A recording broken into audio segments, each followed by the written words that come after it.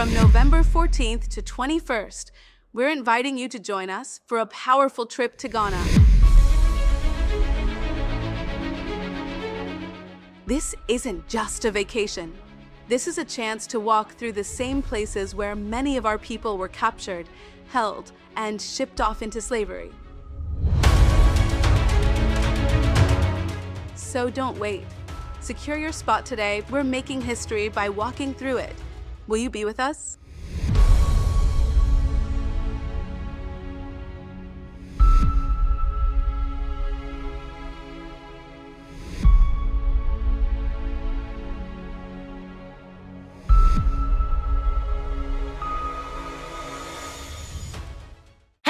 African Diaspora News family, my name is Reneilwe Morema and I am your host right here on the African Diaspora News channel. I'm reporting live from Johannesburg, South Africa. Solidarity Movement operational head Werner Human says that they've never said there were state-sponsored land grabs, and he further said they have never said there's a white genocide. Aibo.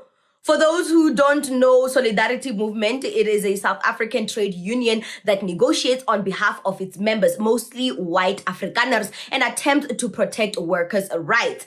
They have worked closely with AfriForum, the Afrikaner group that claimed white genocide. Solidarity Movement CEO even traveled with AfriForum leaders to Washington, D.C. to peddle these white genocide lies. They knew the entire basis of their trip to Washington, D.C. It was to ask Trump to sanction every black South African political leader for their hand or for their role in the so-called white genocide. Why is he acting like he doesn't know anything when the chicken have come home to roost? Since the Hawks intelligence have opened high treason investigations against AfriForum and this Solidarity Movement, now they're backpedaling. Check out this clip. This past 3 months, we've seen claims that have been made against us that we have said that we've not have said. One of the claims that has been foisted upon us and foisted onto the public is that we are saying that there are state-sponsored land grabs occurring in the country, which we've never said. There has been foisted upon the public the position that we say there's a white genocide taking place in the country, which we've never said. And it's been peddled along and accepted. There's been various findings by the press ombudsman against certain media houses, and I can name them for you. There's a whole list to deter from that. So what's my own view? I'm saying is that we have a country here, we have a government here that are creating circumstances which is bad for the country. Those are the policies that it's adopted, and in the public, they would say these things are for redress and for transformation, and that means that you cannot criticize those things. As soon as you criticize government's attempts of transformation, which they use, and the president said it again earlier this day, and so did the minister, they say these are attempts for transformation, but when we say our focus is not the intention of policies, but the outcomes of policies. And we say that is the point that needs attention. So first of all, we did not say those things that you've foisted upon us, but we did say, and we are saying, there are land grabs across the country, but that's not the main point of contention that we are offering here. We are saying we differ with government, we have a different view, and we have a different view of solutions, and we want to work together with that.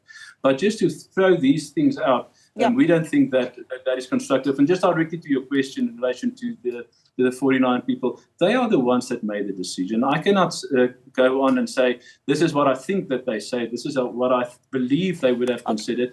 I'm saying this is the reality of what is happening in the country. So this Solidarity Movement guy says they disagree with some of the government's policies and they have proposed solutions to these disagreements, but they couldn't tell the government straight to their faces. They had to travel or fly to Washington, D.C. to voice out their concerns and embarrass us.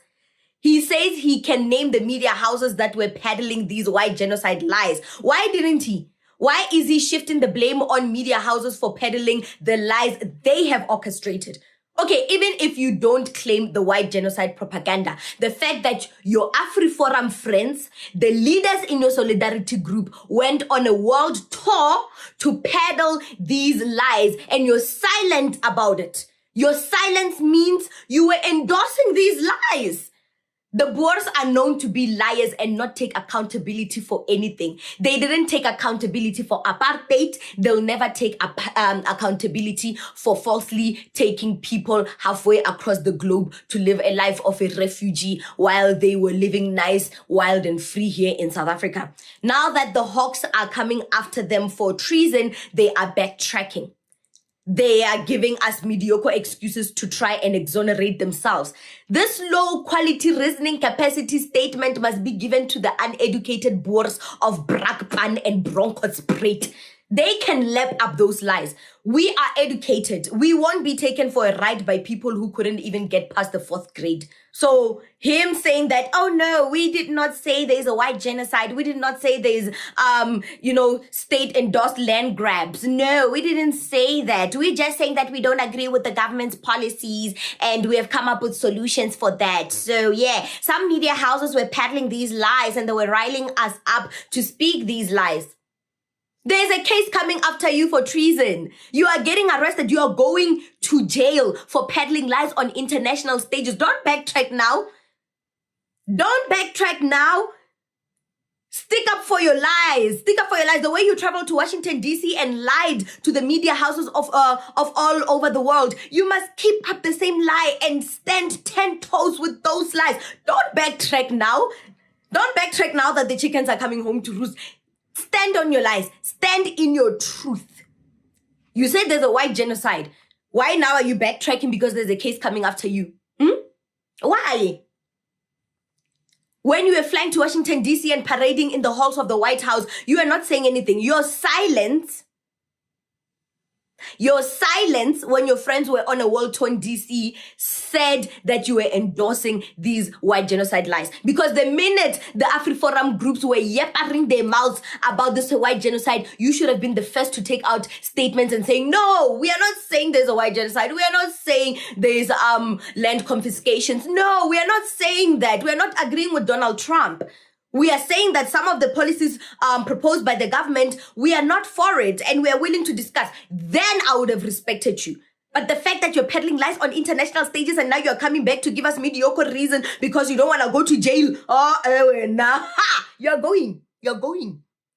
The dungeon is where you belong. Don't backtrack now. Stand 10 toes in your lies. One thing about me, if I admit to something or if I say something, I will stand 10 toes with it. I have received emails. Well, Mr. Scott has received an email from a white person. I don't know why white people watch our channel, but anyway, I know they stay spying on us. I know that they are planning on, attacking us, shutting us up, stopping us from spreading the truth. Anyway, Mr. Scott received an email, and in that email, this stupid person went to ChatGPT to type out a complaint. They can't even think. That's how uneducated they are. They can't even think. They can't even write a letter or an email of complaint from their own thoughts. They have to go to ChatGPT to spew lies and use big English words to try to intimidate us. So they told Mr. Scott that I am accusing white people of being racist. I am trying to, cause a racial war in South Africa. Which part? And when did I start a racial tension in South Africa? Did I travel to Washington, D.C. and say there's a white genocide? Did I enable Shano Hendricks to call that little autistic black boy the N-word? So please, I am not even. So you can keep watching me because I'm fabulous. I'm fabulous. You can keep watching me. You can keep watching me twirl, honey, in my H&M off the shoulder top. You can keep watching me glow, honey. I know them white folks want to be me. I know they love me. They want to be me. They're telling their kids, this is the kind of role model you should look up to because, darling, I'm on these international stages and I'm speaking for the African diaspora. I am standing up to the power of truth. I am exposing injustice. I am not lying. I'm not backtracking on my truth. I'm not hiding behind some skin privilege to try to get my point across. I am not crying when the odds are stacked against me. Instead, I rise and I work for what I have. I am not Jasmine. I am Aladdin. So far ahead, these bums are lagging.